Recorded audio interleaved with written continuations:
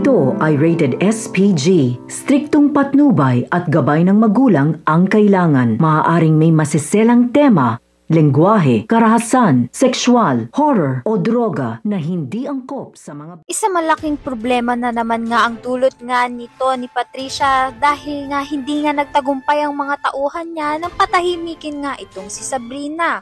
Ang tanging paraan na nga lang ni Lilith ay hintayin na ngang magising sa pagkakakomatos nga itong si Sabrina.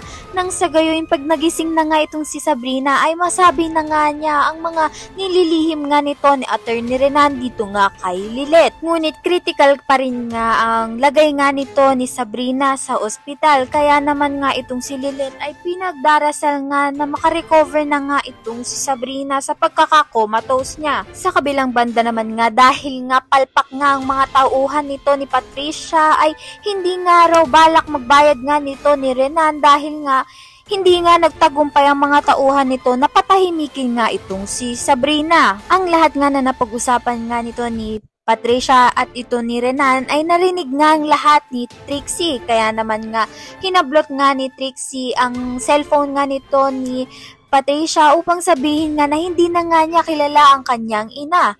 Dahil nga sa mga inaakto nga nito, kaya naman nga kung isa ka nga rin sa nagdanais na magising na nga itong si Sabrina upang maisiwalat na nga niya ang mga maling ginawa nga nito ni Attorney Renan at malaman na nga ni Lilith ang lahat.